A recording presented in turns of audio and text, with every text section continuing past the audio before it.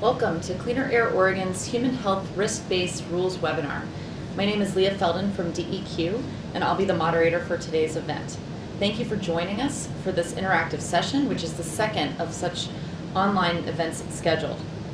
On April 6, 2016, Governor Kate Brown announced the launch of Cleaner Air Oregon, a new initiative to reform industrial air toxics regulations and align them with public health. DEQ and OHA have begun a formal rulemaking process to engage the public in creating human health risk-based rules for industrial facilities for consideration by the Environmental Quality Commission. Today we are going to hear from two speakers, Gary Palcisko, a toxicologist with the Washington State Department of Ecology's Air Quality Program, and Ian MacMillan, Planning and Rules Manager for the South Coast Air Quality Management District, which is a local air district in Southern California. After we hear Gary and Ian's presentations, we'll take questions from the public for our panelists.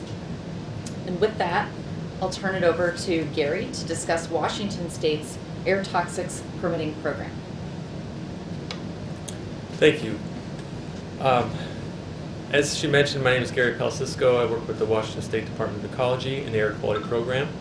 I was asked today to talk about Washington's approach for regulating toxic air pollutants from commercial and industrial sources. Before I get into how we do it, I first wanted to talk about the authority that we were granted in order to do this.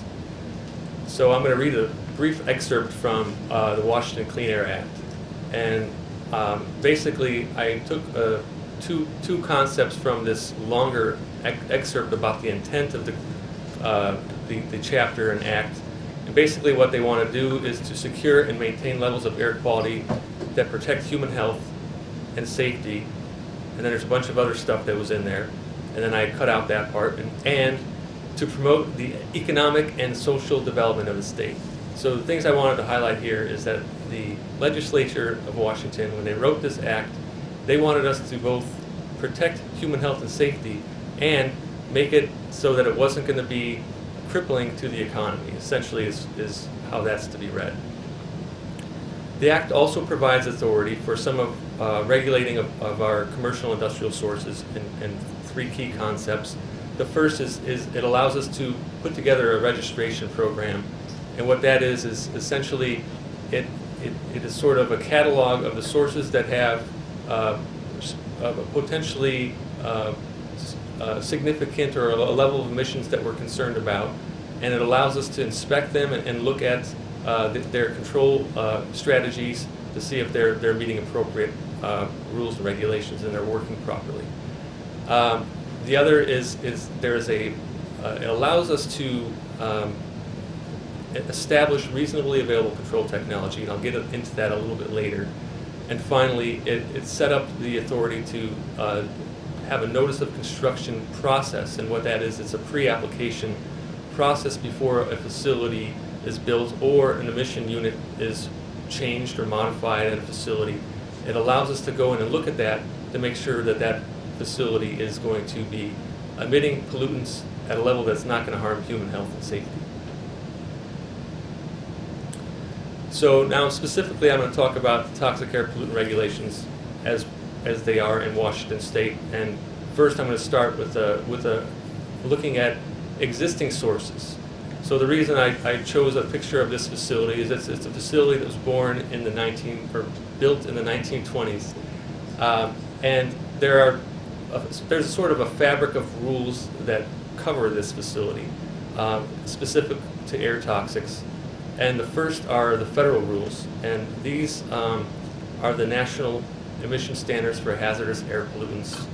We call them NESHAPs, but it also establishes an emission limit for these facilities or these source categories if it is applicable to them. So not every source has to abide by these NESHAPs. It only applies to certain source categories. It sets an emission limit that these facilities have to meet through different processes at their facility. Looking at this pulp mill, for example, there are several different NESHAPs that apply to this facility. And it's one facility. So there's several rules that apply to this one facility to minimize the amount of toxic air pollutants that are emitted from this existing facility. Now, after these rules were put into place, EPA set up a process by which 8 years or so after the rules were put into place, they go back and look at that to look at what the risks are remaining after those emissions have been cut by these rules, and to see if it's low enough. Are the risks from these facilities adequately low to protect human health and safety? And since the time that these rules were put into place, has there been any changes in the technologies that are available to control pollutants from these types of processes? If there are, then they may change the rules and make them more stringent.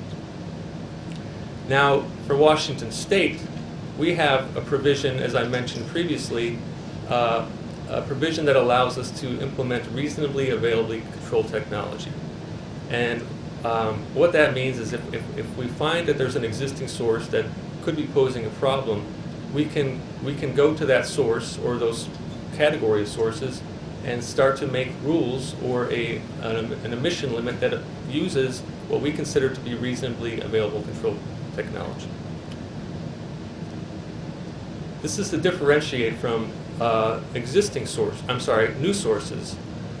This image that I have on the slide here is of a lumber manufacturing facility that is being built in Washington State, and it's out in the middle of a sort of a pasture land, and it's going to be built from the ground up, so it's starting from scratch. So in this situation, this new facility has to abide not only by the federal rules that I mentioned previously, the NESHAPs, but they also have to go through our state-only toxics rule. It's called Controls for New Sources of Toxic Air Pollutants. And I emphasize the word new sources because this does not apply to sources that are already existing. And what it does is it looks at the emissions increase that is posed by this source, and it allows us to look to see if those emissions could cause an unacceptable risk in the population that lives around this facility or new source. So what are the requirements of this rule? First, in order for this rule to apply, the new source or the modified emission unit we have to project that their emissions are going to be above a de minimis level. Now, de minimis is just a fancy way of saying a really low level. And in this situation, for toxics, those de minimis levels are very low. So if you're going to quantify an emission of a toxic air pollutant from a facility, chances are that this rule will apply to that new project. So once this rule does apply, then the facility has to implement best available control technology. And after that is put into place or determined, then it has to go through a tiered review process to ensure that the risks are not above a level of concern. So first let me describe what best available control technology for toxics is. It's an emission limit that is established after you identify all the available technologies that exist for that type of source or that type of process. Then you would eliminate those options that are not feasible. They might cause an increase by limiting one type of pollutant. You might be causing an increase in another type of pollutant. So that would not necessarily be a good option. Then once you eliminate those, you look to see which ones you have left, which options are remaining, and you rank them to see how effective they are. And part of this ranking process, which is I brought up earlier, it pays attention to the economic considerations. If it works really great but costs a lot of money, that might not be the best option. Finally, you evaluate the most effective controls and you select one. And that's what the emission limit in the permit will be based on. That's what TBACT is. So once you establish what TBACT is, then you have to go through the tiered review process. And I have a simplified diagram here that will explain how this process works. So in the first box, we establish what TBACT is. The arrow's green, that means we go to the next box. It's called first tier review. And what this process is you look at the it's a screening process. So you're trying to screen out whether or not this is a significant source of toxics or not. Through the screening process, you compare what your estimated emissions are to emission rates that we have determined to be emission rates sort of concern that might cause a risk above our screening thresholds. Or alternatively, you can run a dispersion model, which essentially is a computer program which uses meteorology and other engineering factors, and it estimates the amount of estimates the concentrations of pollutants that would be occurring outside of the boundaries of this facility. If those concentrations are above what we call the ASIL, or acceptable source impact level, then the red arrow points to second tier review. If they're not, it's a green arrow. That project can get a permit. But in this case, let's say it got a red arrow. Then we have to go to second tier review process. Second tier review puts on the applicant the responsibility of preparing a health impacts assessment. Essentially what this document is a risk assessment that quantifies the risks and non-cancer hazards that occur in the area surrounding the facility. And we also compare those cancer risks and non-cancer hazards to our acceptability criteria. If those risks are below those thresholds, then we can permit the facility. If not, they can't get a permit. Their next option is to either withdraw the project or to go to third tier review. Third tier review is the final step of the review process. It essentially is a risk management decision made by the director of the Department of Ecology. This decision, it considers a lot of different things, including other additional ways they might try to reduce their emissions of toxic air pollutants or offset them in some way. It also looks at the environmental benefit of this project. Let's say it could be a wastewater treatment facility that is protecting salmon habitat. And so that could be determined to be an environmental benefit, and the risks may be offset by that.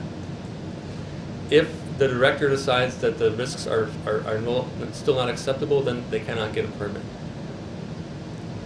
So that previous slide looked at an overview of the process. I'm just going to give a quick example of how this works in practice. Under first tier review, the facility quantifies their emissions of toxic air pollutants that are increased as a result of their project. And they compare them to either the small quantity emission rate or the acceptable source impact level, and they go through the screening process. So one by one, the ones that are below those thresholds, they can be checked off and no longer considered. But if there's one that is above those screening levels, then it has to go to second tier review. As I mentioned, a health impact assessment is required for this. That health impact assessment is prepared by the applicant and is reviewed by several people at Ecology, including a toxicologist, a modeler, and an engineer. If the risks are low enough, then the project can be permitted. If not, it has to go to third tier review, which is the risk management decision, which is the director of Ecology's decision to make. So on this slide, I mention a few of the limitations of this rule. This rule only looks at an increase in emissions posed by a new facility or a new modification at a facility. It doesn't look at the existing sources at that facility or other facilities nearby. There is in the rule there is some language about considering background sources and background concentrations, but how that factors into this overall decision is not clear. The rule also doesn't really have a way for us to look at the cumulative impacts in an area that might be overburdened with lots of different facilities in near a neighborhood. It's only looking at that one increase in pollutants from that one project. So it doesn't allow us to factor into the decision the cumulative impacts of multiple facilities located in one area. Another limitation is that to determine the emissions that are coming from a new source, relies on emission factors. And emission factors are basically judgments or estimates that are made based on previous experiences or scientific studies, but they don't exist for a huge suite of processes. There's lots of processes which there are no emission factors. So it's left up to the discretion of the permitting engineer to either make an estimate on using their professional judgment, or they might just not even consider toxics that could be emitted from that facility. Finally, I'll leave you with some of our experiences in implementing this rule. And generally, most applicants avoid going through the second tier review portion of this process because it costs money. They have to hire a consultant to prepare a health impact assessment. They have to pay us a fee. And it also takes a lot of time. And a lot of times, folks are interested in getting their permit sooner than later. So as a result, they will take an emission limit in their permit, which keeps them below these thresholds. It forces them to be realistic about what they actually intend to do. Some other examples of sources that trigger second-tier review from our experiences is, oddly enough, are emergency engines. These are sources that don't run all that frequently, but diesel particulate matter has a very low acceptable source impact level. So a small amount of emissions of diesel particulate will trigger review under our rule. This has been true with large data centers in central Washington, as it has been for individual emergency engines that are located at hospitals. Other projects that trigger have been lumber dry kilns or lumber manufacturing facilities, like I showed you in the previous example, and fertilizer manufacturing facilities that emit ammonia and other types of pollutants. And there's other projects that, an odd one here or there, that uses a chemical that in their process that is not very common. And questions and discussion for now or later? I think we'll take them after both presentations, but thank you so much, Gary. That was really great information on Washington's air toxics permitting program. And now I want to turn to Ian MacMillan to talk about a local air district in California. And in addition to hearing about California's South Coast air toxics permitting program, Ian will also share his perspective about the differing roles and responsibilities that a local air district and the state program each carry in his state. Ian? Thank you very much. Again, my name is Ian MacMillan. I'm a Planning and Rules Manager with the South Coast Air Quality Management District. And I want to talk to you all about our air toxics program. It's a number of tools that we have in our toolkit. There's a regulatory set of regulatory tools, but we also have a variety of other tools that may not be the typical regulatory function that folks might be used to. And I'd like to walk through all of those, and I'll appreciate your patience as I go through all of this. So just very briefly, the regulatory structure for California, we have a state EPA, the California EPA. Underneath that state agency, there are a few different offices and boards, including our Air Resources Board and our Office of Environmental Health Hazard Assessment. And really these agencies do the top level work, identifying which pollutants are toxic, what is the toxicity criteria, establishing guidelines, that sort of top level work. But when it comes to on-the-ground implementation, that falls generally to the local air districts. For example, like South Coast Air Quality Management District. And we do the stationary source permitting. When I say a stationary source, this is something like a factory, a power plant, something like that. We'll develop regulations, go through permitting, inspect those facilities, etc. But there is a separate key function that is not within either environmental agency's jurisdiction, and that is local land use authority. And I'll be touching on this in a little bit. The where to site industrial land use relative to residential land use, that all resides still with the cities and the counties. So where is the SCA-QMD? As we see a nice image here of the globe, we are in the Southern California, the main area around Los Angeles. We're about 1,000 miles away from Portland. As a friend of mine from Texas used to say, when the country shifts left, all the fruits and nuts roll over to the West Coast and land on the West Coast. So I'm happy to be here with my friends that are all fruits and nuts. More specifically, we're a multi-county air pollution control agency. We're governed by a 13-member board of local elected and appointed officials. Within our jurisdiction, we have about 16 million people. There's about 28,000 permitted sources also within our jurisdiction. Just for a sense of scale, if we were a state, we would be the 5th largest state in the nation, a little bit bigger than Illinois. We have about 750 to 800 employees in our agency. And this will hopefully provide a little bit of context for when I talk about some of what we do in our program in later slides. So moving on to our news sources, there's a lot of similarities to what Gary just described with Washington. There's some similarities, some differences, but I'll just walk through the basics here. We have some what we call umbrella air toxics rules that really apply to all permitted units. We have some source-specific air toxics rules, and when I'm saying a rule, I'm talking about a local regulation specific to the South Coast AQMD. And then lastly, we have what is called the California Environmental Quality Act, also called CEQA. This is a state-level NEPA, National Environmental Protection Act. It's a process that applies to all government action within California, and it's sort of a wrapper regulation that all the other sorts of activities in the government need to go through the CEQA process, but I'm not going to cover that in any more detail here, but it does apply, and environmental regulations do flow through that process as well. So specifically looking at our umbrella rules, again, these cover all of our permitted sources. So for example, our Rule 1401 applies to all sources and specifies thresholds and guidelines for how to do the risk assessment approach that I'll walk through in a little bit. Our 1401.1 applies to facilities located close to schools, and there are some additional requirements for those facilities.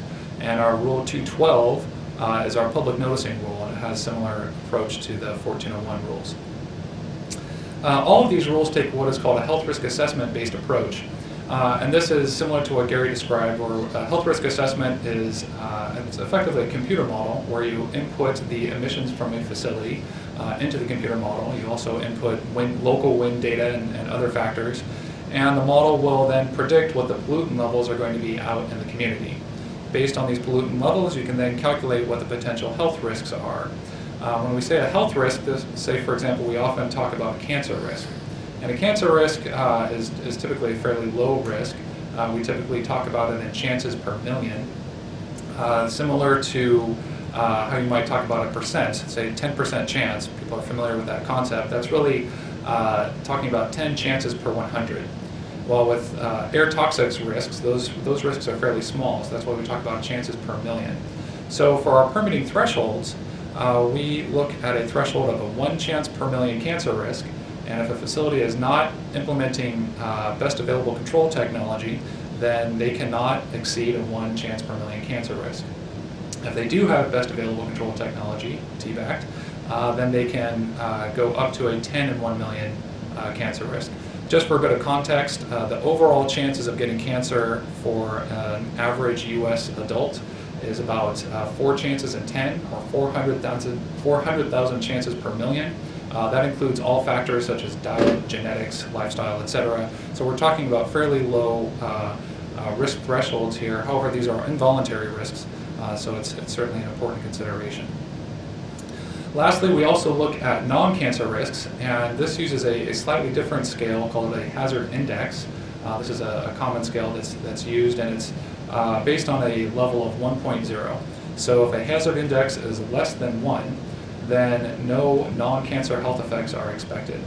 If the hazard index is above 1, and as it continues to increase, the non-cancer, the chances of having a non-cancer health effect increase.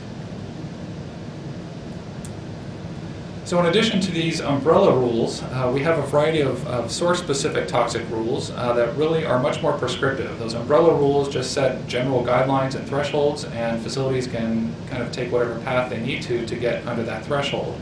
But because there are some specific requirements that make sense for certain industries, whether it's gas stations or lead facilities or what have you, we have some much more prescriptive rules that are that look at the toxic impacts from those specific industries and provide much more stringent guidance for those facilities. But these are not used in lieu of our umbrella rules.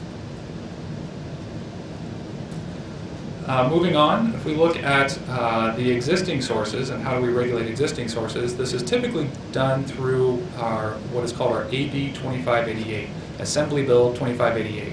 This was enacted in 1987, was amended several times, most notably in 1992, and this is implemented at the district level through our Rule 1402, but there's also some state guidelines, again through California EPA, state guidelines and regulations that are used to implement this statute.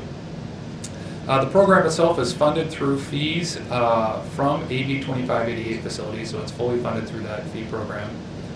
The goals of the Act really are fairly simple. It's to try to collect toxic emissions data from facilities and then to use that data to identify those facilities that might have a localized impact on the community and to determine what the potential health risks are from those facilities. If those risks that I described before, for example, cancer risks, are above thresholds, then a facility may be required to conduct public notification, including sending out letters or conducting public meetings. And if the risks are perhaps even higher, above a secondary threshold, which we would call a risk reduction threshold, a facility might need to take action to reduce those risks to stay under that threshold. And these are facility-wide risks. Now, this law applies to really two classes of facilities. The one that gets the most attention are the core facilities. These are large manufacturers, refineries, power plants, that sort of thing. Whereas it also applies to industry-wide facilities. These are small businesses that are generally much more easily characterized, and the law allows for some streamlining provisions so that the regulatory burden isn't quite so significant on these small businesses. But I'll be focusing the rest of my discussion today on the core facilities. Now, how exactly to implement AB 2588? It all starts with what we call the quadrennial emission inventory, quadrennial meaning every 4 years. So every 4 years, facilities that are in AB 2588 need to report their toxic emissions to the local air district. And this doesn't mean that there's every 4th year a lot of data comes in and then 3 years of quiet. It's roughly 25% of the facilities report every single year, and then they cycle through every 4 years. This was done for a variety of reasons. When the law was first established, it helped to sort of phase in the program, get the public, facilities, regulatory bodies, etc. used to how this program is going to work without having this one sort of big slug of work come through. It also is helpful to ensure as the program continues, because again this is every 4 years, that workload is continued to be distributed throughout a reasonable time frame. And as new guidelines come along, they can also be phased in, not again all at once, but they can be phased in over this 4-year program. Now, what do we do with all this emissions data? The emissions data that's coming in is really just facility-wide.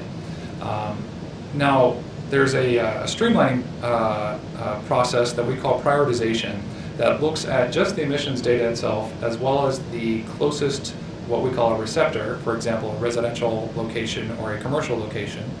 And using just that small bit of information, there's a process to see should a refined assessment be conducted.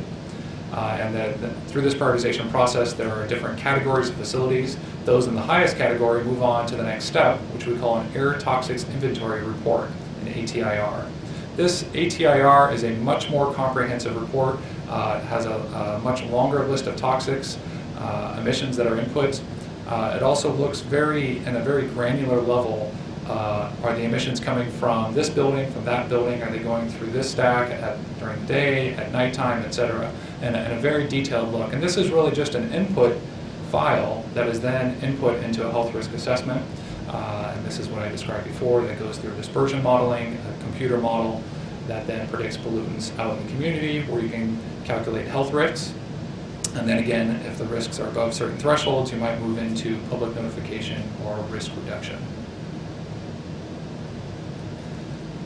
Now, how this works for the SCAQMD, facilities do report their toxic emissions to us through a web-based tool. It's a web-based software. Every year they actually are required to report their criteria pollutants. So pollutants like particulate matter or nitrogen oxides are reported to us every year. But in addition, if they are an AB 2588 facility, they report to us every 4 years a toxics inventory. This data is also available online to the public.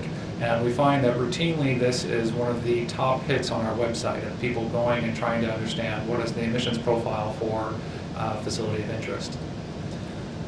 Within the AB 2588 program, there's been a little bit more than 1,600 facilities that have been in this core program, and facilities cycle in and out of this program. So as they go in business, they go through mergers, emissions go up, emissions go down, so that at any one time, there's certainly a lot fewer facilities. Currently, we have just about 350 facilities reporting quadrennially to us.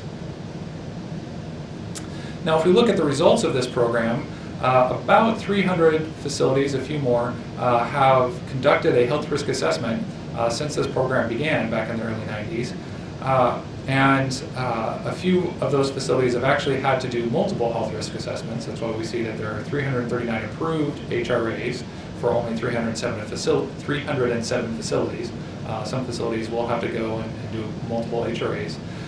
As we look at the pie chart on the right, what we see is that the net result is about 95% of all facilities have a cancer risk that is less than 10 chances per million.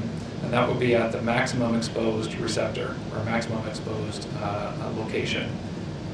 The 10 in a million threshold is what we use for our public notification. What we see is that a smaller fraction of these facilities do have to go through the public notification process. So a little bit more than 50 of those have gone through public notification. And then about half as many have gone through risk reduction activities. So that sums up very quickly our regulatory program for new sources and existing sources. We have a number of other tools that we use, though. We recognize that that regulatory structure is very useful, but it certainly won't cover all of the potential toxic impacts that are out there. So I want to walk through some of these really quick, and they'll be a little bit disjointed, but they all are really tackling the same problem. So this slide is for all of my fellow geeks and nerds in the room here, and all those online right now. If you're a fellow geek, I don't know, tweet it out or something, so that we can hear your appreciation for math. This has a bunch of links to various software tools, Excel spreadsheets, really technical guidance materials for those who want to learn more about the California program. This has all the links that are available. The only thing I'm going to say about this is that a considerable agency effort goes into creating these guidelines, but then also creating a number of streamlining procedures so that when you have very thick guidance material, it can be done very simply, especially for those businesses that can't afford to use a lot of consultants for this kind of work. Now, when we look at one of the key things that our agency does is incentive programs. And the first thing that comes to mind when you hear the word incentive often is funding, money. So we do fund a number of air toxic control programs. For example, with stationary sources, we have some rules that are phasing out PERC dry cleaning machines, and we have also provided incentive funds for facilities to take advantage of grant funding to replace those dry cleaning machines. Similarly, most of the toxic risk in Southern California is actually due to mobile sources. And so we have the bulk of our funding actually goes to programs like truck replacements or train replacements or that sort of thing. We also have area source air toxic control. So for example, we have a gasoline powered lawnmower exchange program to replace that for electric lawnmowers that reduces VOCs, but VOCs meaning volatile organic compounds, but toxics are certainly a portion of that. We recognize that when it comes to air toxics, really the best solution is source controls, reducing the emissions at the source, but that is not always possible on the timelines needed for everybody. And so we've also looked at exposure reduction. So for example, we have many schools that are located in areas that are close to sources of pollution, for example, freeways or some factories. And so we have provided funding both to study classroom filter technology and then to also implement new classroom filters in the heating, ventilation, and air conditioning systems for schools. for schools that might be most impacted by local sources of pollution. Incentives go beyond just funding, though. There are product certification programs that we have at the district. So, for example, we have some of these rules that I described that are source-specific rules. So, for example, there might be some limits on the volatile organic compound content of paint coatings or solvents, and there are some certification programs to ensure that products meet these regulatory requirements, or maybe are even super compliant, that they're even greener than just the rule requires. And this applies to a variety of different products. In addition, we also fund research and development projects. For example, looking at hydrogen fuel cell technology as a replacement for typical fossil fuel combustion, or perhaps looking at control technology such as selective catalytic reduction on traditional fuel engines like diesel engines. And this would apply both to the mobile sources like trucks, as well as stationary sources like power generation. Moving on, we have another program I'd like to touch on called our Clean Communities Plan. And I first want to get into a little background with this. We've had a focus on environmental justice in our agency for quite a while now. So, for example, in the late 90s, we had a series of environmental justice initiatives, and I'm not going to go into all the details here, but that led to a number of different programs, including establishing a permanent environmental justice advisory group to our governing board. Often, many of the topics that come up there are air toxics issues. We also created what is called an air toxics control plan in the year 2000 and updated it in 2004. This plan is very similar to what would be called a state implementation plan, that if folks are familiar with the Federal Clean Air Act. It has a certain format to it of looking at control measures. There's a modeling effort, and try to take a comprehensive look at addressing an air quality problem. We took this existing paradigm and just transferred that over into looking at air toxics instead of looking at criteria pollutants like ozone or particulate matter. This air toxics control plan was then updated in 2010 into the Clean Communities Plan. Now, the Clean Communities Plan really took a slightly different approach, and it really, the showcase for this really are two pilot studies, and really of looking at two specific areas, one in San Bernardino and the other in Boyle Heights. Boyle Heights is a community in East Los Angeles. And as I mentioned before, our jurisdiction is quite large, 16 million people. While we do have a lot of resources that other agencies don't have, it's still a very large area to try to spread those resources across. And so the idea was perhaps we can maybe focus our resources into a much smaller area and really dive in deep in these areas that have particular air quality issues that might not always get the attention that it deserves.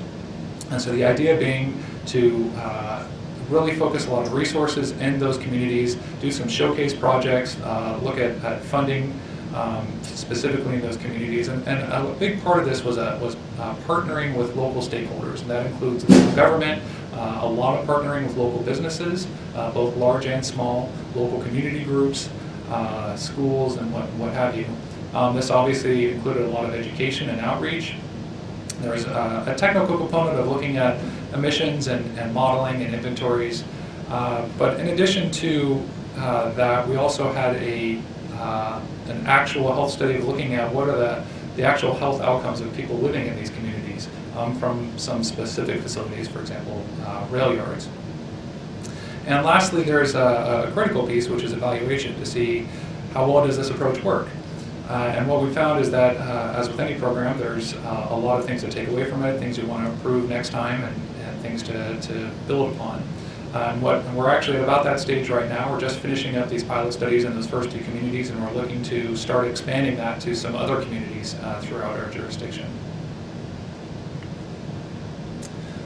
One of the key lessons we've learned through the decades working very intensely on air toxics is proximity matters.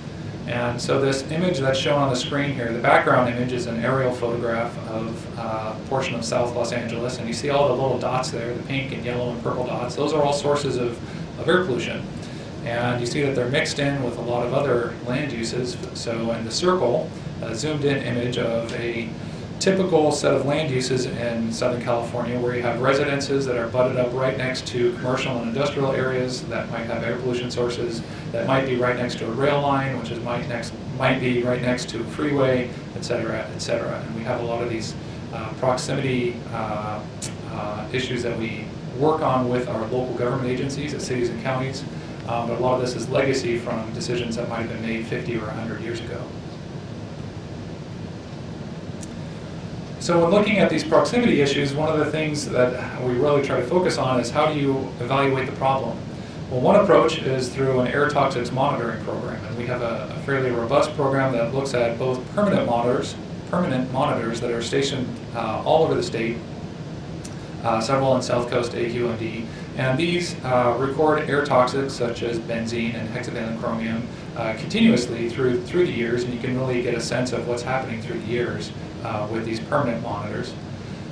In addition, we have a considerable focus on special studies, and these are really focused more almost on the facility level. So you see a series of images on the left of this slide which shows specific facilities and specific monitoring locations right around these facilities. And the idea being to really collect a lot of information locally, and that way it really informs what the solutions might be for specific facilities or maybe classes of facilities. So first, looking at the permanent monitors, what we see, this is a graph showing the level of toxic risk in the South Coast Air Basin at several of these monitoring stations since 1990. And what we've seen is that overall there's been about a 75 to 85% reduction in air toxics exposure over this period. And this is due to a number of factors. A lot of what I've gone through already, a number of our regulations, our funding programs, et cetera, have really helped to reduce this risk. One thing that's not shown on this graph is diesel particulate matter. In California, diesel particulate matter is considered a cancer-causing compound, and it's emitted mostly from mobile sources. And so when we think about toxics risk, that really dominates the conversation, diesel particulate matter from trucks, trains, cars, et cetera. But that's not included in this graph, and this graph is really just focusing much more on the stationary sources that traditionally fall under a local air district's regulatory authority. A different way of looking at the air toxics exposure would be to do a modeling exercise. And again, this is the idea of taking an approach that is something that we do with criteria pollutants like ozone or particulate matter, and taking that same approach and applying it to air toxics. So what this image shows, for those that are familiar with the Los Angeles area, that big bold black line is our shoreline, our famous shoreline with lots of beaches. And you see a lot of other black lines to the top and right of it. Those black lines are probably our even more famous freeways. And you see that there's some colors overlaid on this. And what these colors are showing are the air toxics risk from a computer model. And this computer model looked at all sources of emissions, both from mobile sources, from all stationary sources, from everything, and plug that all into a computer model and see what is the cumulative risk from air pollution. This particular map is showing the year 2005, and the result that pops out of this is that the air toxic risk is focused in some key areas, including along the freeways, but also in the major urban corridor right close to downtown Los Angeles. There's a number of stationary sources there, including as well as a lot of freeways, and then also down near our port complex, where again we have a lot of mobile sources, but we also have a lot of big stationary sources like refineries and power plants. One benefit of this approach is that we can do it again. And so the last image that I showed was from 2005. This image is from 2012 to 2013, and we see that the colors have largely faded. And what this is reflecting is that there's been a substantial reduction in air toxics. I showed this in a previous graph, and we see this both on the mobile source side and on the stationary source side. And this is really a real success story. It's showing that a lot of the programs that are in place are really having an effect. One of the big contributors in this particular slide is the introduction of the 2007 truck standard, which requires diesel particulate traps on trucks. That has a large effect on the overall health risk, but again, stationary sources have similar levels of reduction. Now, I want to make things a little bit more complicated for a second, if you'll indulge me. I'm showing another slide that, again, this is 2012 to 2013. It's the same time frame, but suddenly all the dark colors are back again. The reason that I'm showing this slide is that just last year, the state EPA developed some new guidelines, and these new guidelines really were focused on looking at the cancer risk to children. And using the last decade of science, we now understand that cancer-causing compounds are much more risky to children than previously considered. And so while the toxics levels have been going down and the measurable levels in the community have been going down, it turns out the risks are right about the same as what they were several years prior. And the reason that I bring this up, one, is to mention that there's continual guidance changes. That's not uncommon in a regulatory scheme. But one of the key things that came out of this is there is certainly a lot of concern from the regulated community and a lot of fear, frankly, about what happens with that type of new risk approach. And suddenly the risks are a lot greater. Oh my gosh, what are we going to do? And I want to focus my last point here on looking at risk communication. And what the slide is showing is really it's the general framework for looking at health risks, especially from toxics. It largely comes from the 1970s and 1980s. There was some seminal work done back then. And that the same framework generally applies today, that you identify a hazard, and you look at, say, what is the pollutant of concern or what is the facility of concern. You do a technical risk assessment, you set your policies and the risk management, and there's a lot of time and effort spent at the agency level, with the public, with regulated facilities, focusing on that technical and policy effort. But what we've seen, we definitely have some lessons learned that it can all break down very quickly if the risk communication piece does not get just as much attention as all the technical and the policy considerations. That there is a lot of effort that needs to be taken from the agencies involved to communicate with the public and to the facilities about what is happening and what is going on with the regulatory structure. And so for my last slide, I want to touch a little bit on some of the public communication that we do. We have a lot of public meetings that we hold. These images on the left are all from public meetings that we've held recently, in fact. Now that we have, as a local government agency, we have our regular governing board meetings that are public. All of our regulatory processes that I just walked through, AB 2588, CEQA, permitting through Title V, rule development, those all have public workshops and public meetings out in the community. We also do community town halls that aren't associated with specific regulatory activity. These are really just, if there's a local air quality concern, we go and we share with the community what we know. And the key thing here is we also go, and most of that town hall is actually listening during a Q&A period and spending most of our time listening to what people have to say and providing folks what we know. Lastly, one of the things that we've really learned is there's the communicating it's two ways, right? It's speaking and telling what you know, but it's listening. And then also responding. If you hear concerns, how do you respond to those concerns? And how do you get back to the people with what you're going to do to address it? So for example, we have a hotline that we have called 1-800-CUT-SMOG. It allows anybody in the public to call with any air quality concern, whether it's smoke or odors or something like that.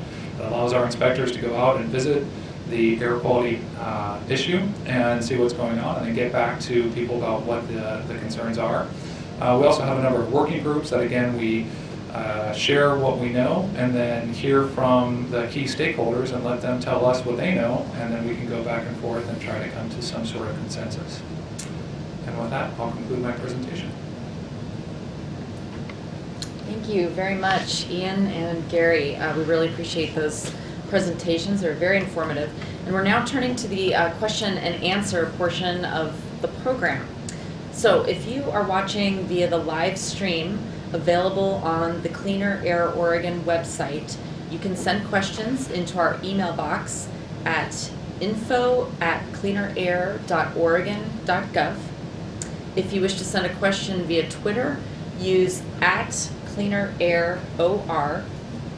If you wish to send us a question via Facebook, post it to the facebook.com/cleanerair-oregon site. So we are collecting your questions now, and we'll address as many of them as time allows. And along with our two speakers, Gary and Ian, we also have David Collier and Sarah Armitage from the Oregon Department of Environmental Quality here to help with questions. Sarah is joining us by phone. And we also have David Fair from the Oregon Health Authority, and they're here in case we have some Oregon-specific questions. So with that, we'll start with the questions. The first question goes to Ian. Ian, the question is, if I think this relates to what you just presented here, if only 25 facilities have implemented risk reduction measures, do other facilities do so before a health risk assessment is required? That's a very perceptive question, actually. What we found both at the start of the AB 2580 program and again in certain periods that there are many facilities who would actually do anything they can to not do public notification. And so, for example, our public notification threshold is 10 chances per million, whereas our risk reduction threshold is 25 chances per million. But we have certainly found some facilities that will do anything they can to stay under 10 chances per million. And in fact, we're working on amending our program right now to specifically build in a voluntary early risk reduction for those facilities. And we did have industry come to us and say, please give us some relief. We don't want to talk to the public. And it's an incentive that folks want to be good neighbors, and they want to be seen as good neighbors to their community. And so to try to find a way to not have to alarm the public is a real incentive for some facilities. Thank you. The next question is for Gary. Gary, and this also, I believe, relates directly back to your presentation. Has any company submitted a third-tier review with a risk management analysis? And what were they required to do in that case? Sure. You know, the third-tier review process has never been triggered through the classical tiered review process that I showed. So we sort of went outside of the normal way of doing this process in one circumstance in Central Washington for two different companies. These companies were building large data centers with banks of large emergency diesel engines, and as I mentioned, diesel engines emergency engines don't have to operate that often, but because diesel particulate is fairly potent in terms of its risk factor that we use to assess its risks, a little bit of emissions can cause in the neighborhood, in the area surrounding the facility, a risk that triggers some of our levels of concern. So these facilities were already had large numbers of engines, and they were coming back to us and saying, we want to add more. And as I mentioned, our rule looks only at the new increase in emissions. It doesn't look at the existing emissions. So in this circumstance, we asked that they, instead of sending us a second-tier petition, that they undergo this risk management process. And they did so, and in doing so, we were able to get them to agree to take limits on their existing facility as well as on their new facility. So it was a process that didn't go the normal way that it's supposed to go, but we try to use it to go after their existing sources to try to get them to take reductions in that capacity. And it worked, but it wasn't in the way that the rule is intended to go about doing it. So we kind of went outside of the bounds of our rule to do that. Great, thank you. The next question will go to both of you. We'll start with Ian. The question is, I've heard that Europe uses a precautionary principle in determining risk levels that are protective of human health. That means that if an action or policy has a suspected risk of causing harm to the public or to the environment, proving that it's not harmful falls on those taking the potentially harmful action. The question is, are there any aspects of Washington or the South Coast programs that reflect the precautionary principle? And if so, can you describe them? I'll go ahead and start on this one. That is a very familiar concept, the precautionary principle when thinking about toxics exposure and toxics risk assessment. It comes up quite often, and it's something that is certainly, if we happen to forget about it, we're reminded about it pretty commonly by folks in the public, and it's an understandable concern. For our regulatory structure, there's not necessarily a precautionary principle built in. The one thing I will say, though, is that the California Environmental Quality Act that I mentioned briefly, it does have a process for the public to weigh in on what their concerns are, and the public often can include our agency. So, for example, when we're thinking about these local land use decisions, and is, for example, a school going to be sited right next to a toxic source, such as a freeway or a factory, it might be difficult to say what the actual risk is to that school or to a residence or something like that. You might not be able to say for sure what the risks are, but often our agency will comment or others will comment and say, look, we think a precautionary approach is appropriate here because the risks may be too high. Gary? And just to add on, generally in our air rules, the precautionary principle, as it was stated in the question, that concept does not exist in our air rules. However, different sections within our agency are focused on chemical policy, and some of those policies are looking at taking chemicals that are believed to be harmful out of commerce, and it's doing so. They're doing this because the viewpoint is that the federal regulation of chemicals in products is not strong enough, and that it relies on the agencies to determine that there's a problem before it's fixed, instead of putting the weight of or the burden on the manufacturers to tell us that it is safe before they can actually put a product in commerce. But as pertains to our air regulations, I would say that concept isn't embedded in our regulations, but it is something the agency is concerned about in other programs. Great, thank you. The next question has come in for Ian, but I would also like, after Ian, for David Fair from OHA. I think this would be a good question to hear OHA's perspective as well. And this directly relates back to your presentation with regard to the discussion about communicating risk. So the question is, how do you effectively communicate risk to the public so that it's understandable? And what is the most important thing to convey to the public about risk from industrial sources? What a question. It's a good one. I think one of the things that I'll speak for myself with this, that I've learned with this, is there's not really a silver bullet when it comes to risk communication.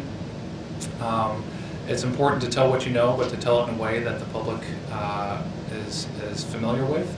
It's very easy to get very technical with these analyses, and it's important to remember that most folks don't deal with these really technical analyses. So presenting things in ways that are understandable to the public, putting things in perspective. Again, I think a big part of this is on the communication side. Again, it's two ways.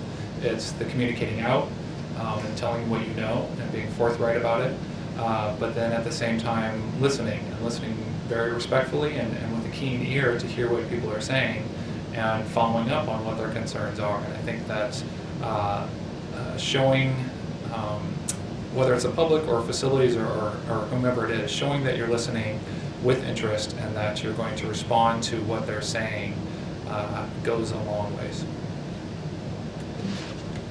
Thank you. And David? I would just add that it's, I agree that at OHA we do a lot of risk communication, and we have a lot of examples where we've done it pretty successfully, and we have some examples where it's not been so successful. And the times when it's most successful is when we do have the ability to take the time to listen and make sure that, and we can ask people, like, how do you want to hear about this information, and to check in with people if they're understanding as we go. And unfortunately, a lot of times when it's particularly when it's a fast-moving or a crisis kind of situation, it's difficult to get the time you need to really listen, and those are the most challenging kinds of risk communication challenges. Yeah. Thank you. So the next question we have is for Gary. And Gary, this has to do with the idea of existing sources, which you discussed in your presentation, that your program applies to new and modified. So the question is, if you were to include existing sources in your program, how would you prioritize implementation?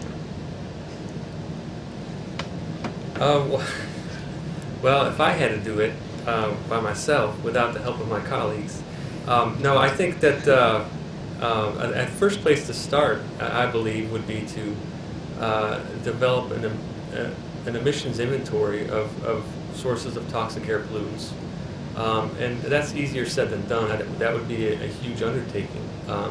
But that's the place that you would have to start, is to prioritize based on emissions. So once you had an estimate of what the emissions are, then you can prioritize which types of sources you might want to regulate, the existing sources that you might want to regulate in terms of toxic air pollutants.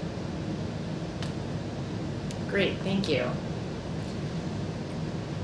And the next question is for Ian.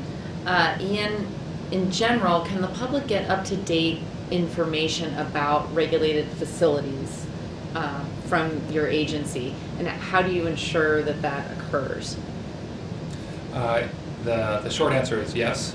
People can get up-to-date information about regulated facilities. I did mention the emissions are all posted online every year on our website, and those go up automatically once a facility inputs the data.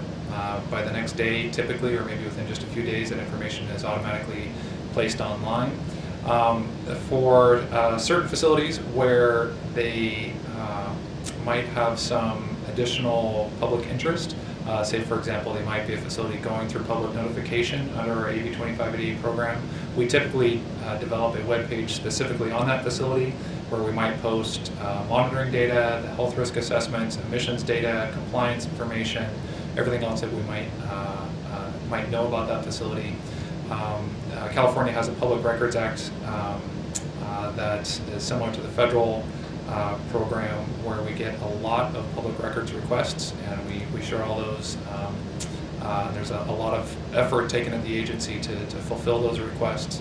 And again, we also go out to the public quite often to talk about the air quality concerns at specific facilities. Thank you. The next question is similar, and I believe it's directed more towards Oregon. So I'm going to ask this of Sarah first, and then if David Collier has any follow-up, that would be great.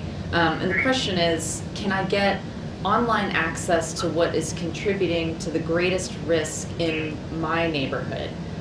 So what are the online access abilities in Oregon at this time, or perhaps, what could they look like in the future? Okay, can you hear me all right? Yes, thank you, Sarah. Great. Well, so the question about what information we have online is a good one. I think DEQ is very interested in working towards more and better online access for all types of environmental information. At this point, I think people can get access to our Title V permit, so that's just the permitting information.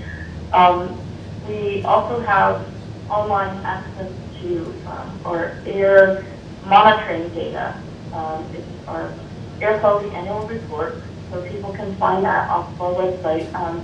The results are usually about 1 year delayed because it takes some time to analyze and record them. And then in the case of air toxics in particular, we have done a modeling project for the Portland metropolitan area, and folks can find the results of that model also online under Portland Air Toxic Solutions on our website. And we have an interactive map which folks can explore and look at all the areas that we analyzed for about 19 pollutants. So that's what we've got.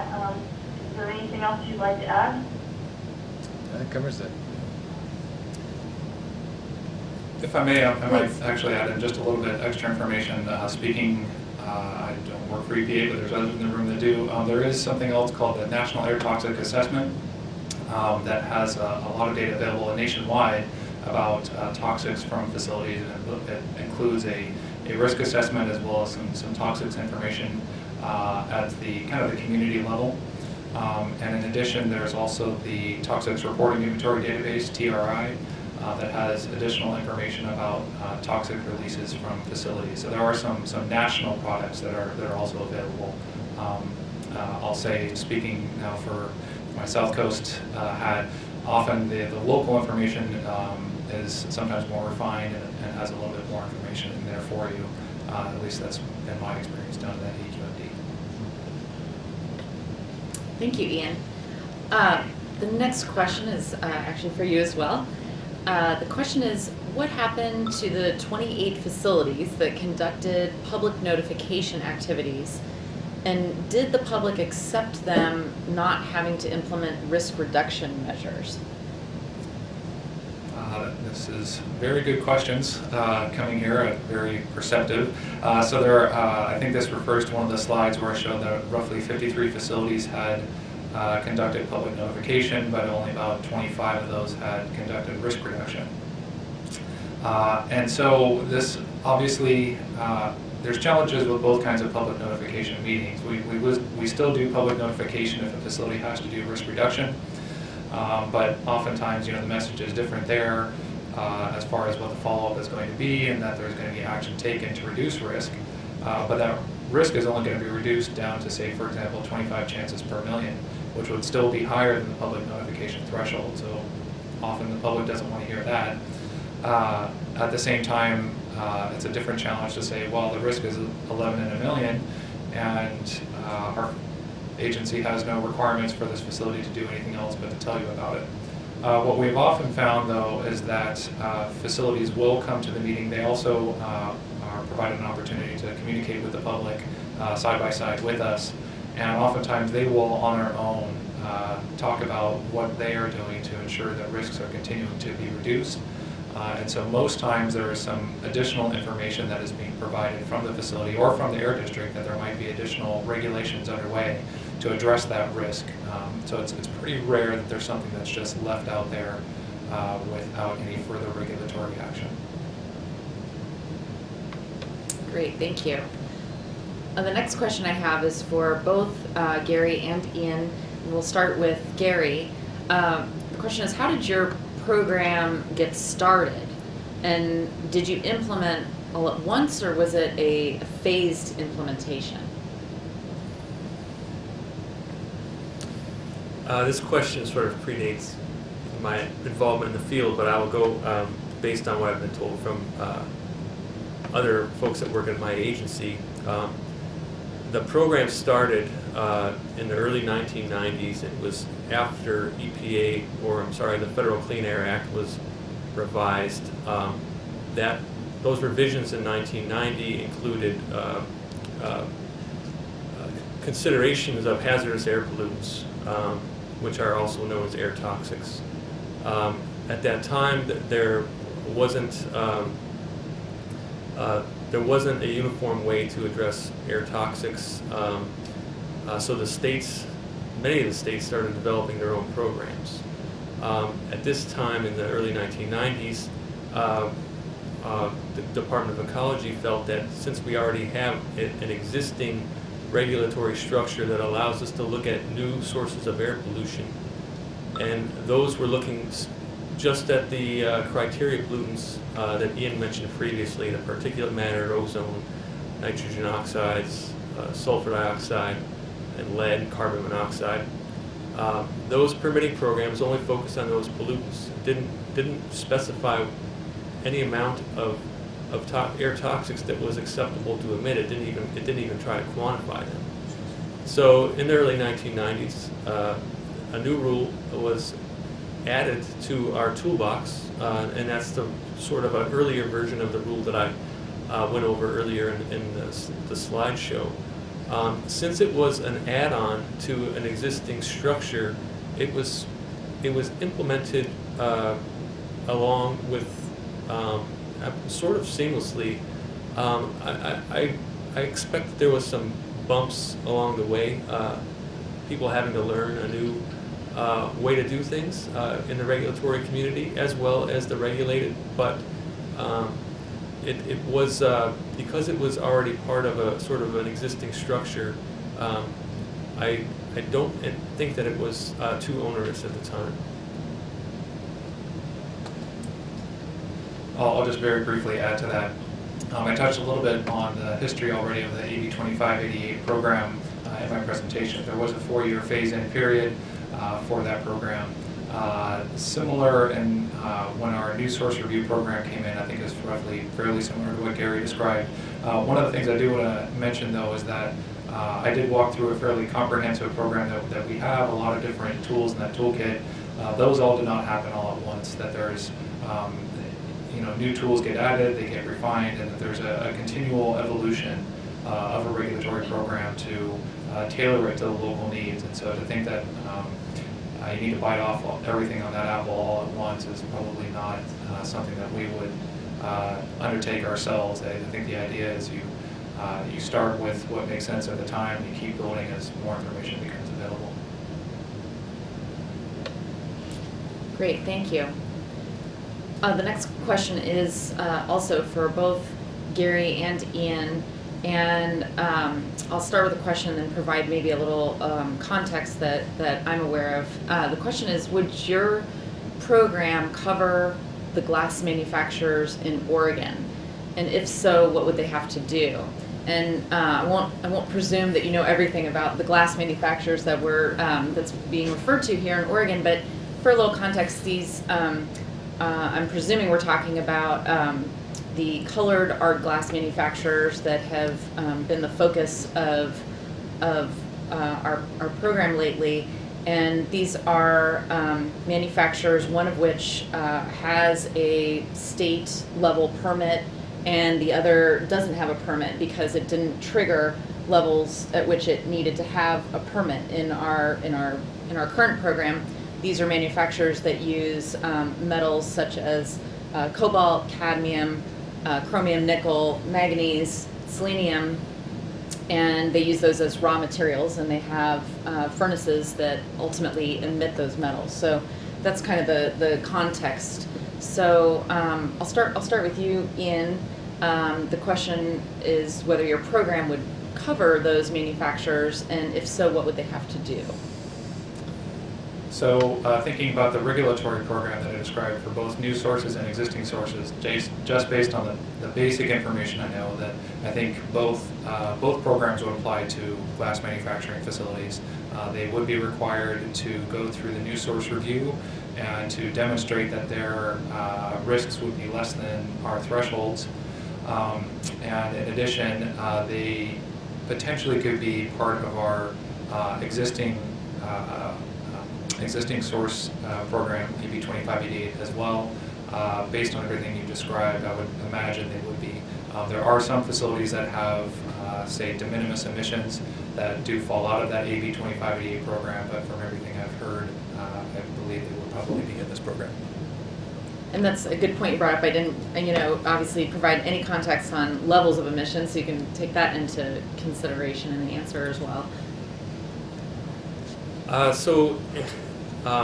If the facility was built before the early 1990s, there's a chance that in Washington that facility may have snuck under the radar, so to speak.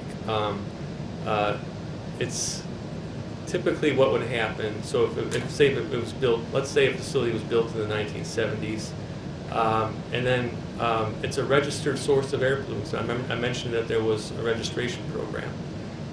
When you're a registered source, it means that you get compliance visits from an inspector. That inspector is cataloging all the emission units that are located at that facility. If upon his inspections he comes back and he sees that they've added stuff, they've added new furnaces or boilers or whatever the case may be, then he said he would note that, and they would have to have a permit for that. So they would have installed that unit without going through new source review. That portion of it would have been not allowed. However, if they make no modifications from the time that they're built, let's say the 1970s until today, it's possible that that type of facility may have not been captured. The other issue is, whether or not NESHAPs, the federal rules apply. There are some federal rules that may or may not apply, so that's something that the inspector would have to take into account, whether or not those rules apply or not. Great, thank you for that. The next question, again, for both of you. So actually these next two questions are quite related. I'm going to kind of put them together. They have to do with taking into account special considerations such as particularly sensitive populations, such as children or elderly, and then the other question is about risks to schools or hospitals. So the first question is, does your program take into account special considerations for susceptible populations, such as children or elderly? And then are risks to schools or hospitals considered any differently from those of the general public? And Ian, if I could turn to you first. So I'll say, I think the answer is yes to both questions, that are sensitive populations sort of given extra layers of protection, if I can rephrase a little bit. And I would say generally yes. That includes a variety of different aspects of the toxics regulatory program. So for example, at the state level, with the guidance that's been developed, and I mentioned this briefly when I was showing those maps with all the purple and yellow blobs, that there's new guidance that explicitly looks at children and how they are impacted differently than adults. And so it happens at that level. I did mention within our rule itself, there's extra requirements for facilities located near schools. In fact, actually, the reverse is true. This is actually not an air district rule, but applies across the state. Schools themselves are not allowed to be located within close proximity to major sources if their risks are above certain thresholds. And that's actually a state law that applies to school districts, not necessarily to the air districts. So there are a number of provisions that are in place in California to take into account the sensitive subpopulations of children, the elderly, schools, hospitals, etc. So for our rule is a little different. We do require that if a health impact assessment is to be done, then the risks to sensitive receptors such as perhaps hospitals, schools, child care centers, things like that have to be considered. That's part of our process. But we don't have specific, I guess, rules for siting facility near schools or hospitals that other locations may have. Thank you. The next question for both of you, and I'll start with Gary on this one. Do you know of whether any industry left your state when you implemented the program? I realize that might be a little difficult to answer. Industries come and go, and you may not always know the reasons why, but within your realm, do you know if any industry left because of implementation of the program? I have not heard any anecdotes about industries finding that our rules are so onerous and costly that they decided to leave. A lot of industries aren't necessarily happy with regulation that are in the books now, but I don't know of any that have picked up and left based solely on our air toxics regulation. So same question to me. I think that probably depends on who answers the question about whether or not industries have left due to air toxics regulation or other air regulations. I think it's certainly a concern of our agency. It's one of the key aspects of our mission is to both protect public health but to be sensitive to business. And it's something that we are very cognizant of and really try to pay attention to when we craft our rules. And we'll take a specific look and looking at socioeconomic factors that might affect a regulated industry if we're going to impose a new rule upon them. So it is definitely a primary concern of ours. I think what we've seen is that some of the feedback that I think we've heard at times is that there are a number of factors that a business will consider when deciding where to be located. That includes energy costs, regulatory costs, cost of employees, et cetera, distance to your market, that there's a variety of factors to be considered. At various times, I think for certain industries, some of those factors become more important than others, and I think I would be speculating if I tried to say if I knew how much for each specific one. Thank you. So the final question I have is for all of our panelists. I really wanted to thank everyone again. We had these great presentations that were really focused on the California and the Washington programs today with Gary and Ian, but also with us Sarah Armitage, who's an air toxics expert, and David Fair, a toxicologist. They're both on the rulemaking team for the Cleaner Air Oregon regulatory reform. And David Collier is our air planning manager at the Oregon DEQ. So for all of you, I would just like to ask if, for the audience, if you have sort of one final takeaway that you want to leave with folks, and perhaps there's something, Gary and Ian, about your state that you want to leave us with, or your state program, and for the others, maybe there's something you can tell us that you're looking forward to in the rulemaking process for Oregon, and what an air toxics permitting program will mean for Oregon. So I will again start with Gary and Ian. Gary, would you mind starting us off on that? Well, I think from my perspective that this process that Oregon is going through is a great opportunity, and I really appreciate the way that they're looking at existing models and trying to see what works or will work for them.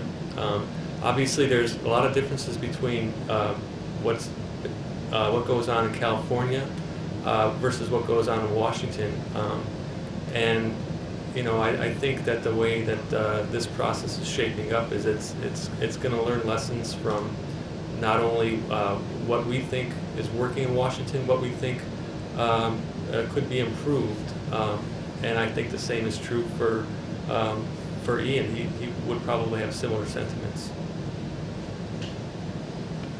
Yeah. I certainly do. I think it's certainly a lot of credit needs to be given to the folks here in Oregon of tackling this issue. It's a worthwhile cause, and it's going to take a lot of effort from, as you've seen so far, I think, and as you're going to be seeing in the future. Thinking from takeaways from our experience, I think as you saw, there's not really any single silver bullet. There's not one single thing that's going to address all of the problems. It's a complicated world out there, and the details of specific situations matter. And I think what we've learned is that it probably shouldn't be afraid to get into the details when trying to address some of these problems. And that's going to require a lot of communication with the regulated industries as well as the public. And both of those can be very good partners, both the public and the regulated industries. And really trying to tackle these problems in a proactive way. I think you'll find a lot of partnerships will form sometimes in unexpected places, and that continuing along this path will be very fruitful. Thank you, Ian. I'll turn the question next to David Farrer with OHA. I think it's, from a health perspective, we're very excited that we have this opportunity to ensure that that public health is explicitly considered in air permitting at industrial sources, and it's a great boon to us that we have that other states have done this before, and that we have this opportunity to learn from how other states have done it. And I'm really hopeful that we'll be able to take the best of what works from other states and maybe leave out the parts that are problematic and end up with the system that is just the right fit for Oregon. Thank you, David. And turn to David Collier with DEQ. Well, I guess that's our theme, but I agree. This is a very exciting time for us to really learn about other states' programs and take the best of that, to really listen to the public and our stakeholders and our businesses about what they care about, and to be really thoughtful about how our program in Oregon is going to evolve. So I'm really excited about it. Thank you. And Sarah, would you like to wrap us up with that question?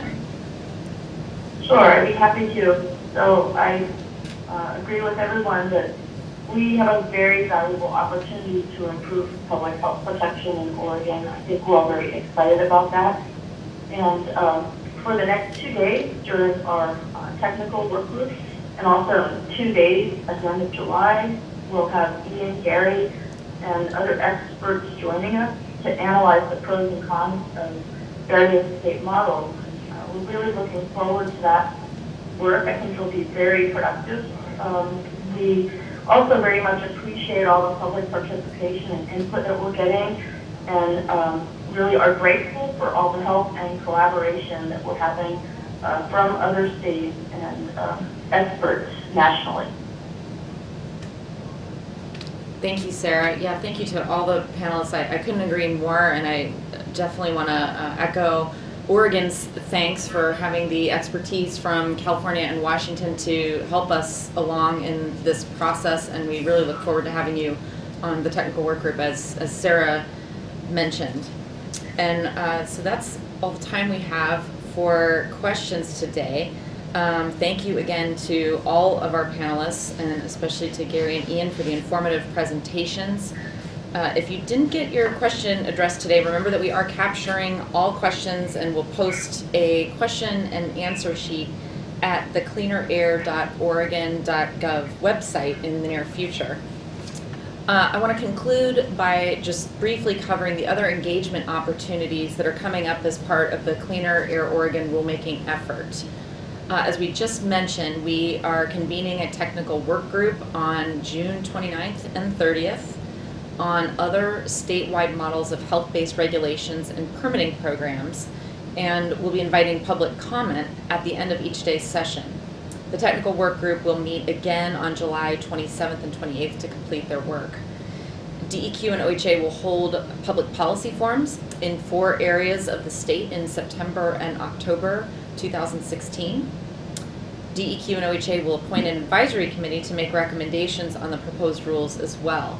We are currently asking for applications for some of the advisory committee positions through DEQ's rulemaking website, so please go to that site if you're interested in applying for one of the open positions. The advisory committee meetings will occur in October and November and December of 2016, and then again in February and April of 2017. DEQ will release the proposed rules and seek public comment from approximately mid-May through mid-July 2017, and will consider all comments before preparing a final rule proposal for consideration by the Environmental Quality Commission in December 2017. And for a description of this entire timeline of public engagement activities related to the rulemaking, please visit cleanerair.oregon.gov, and thank you very much for joining us this evening.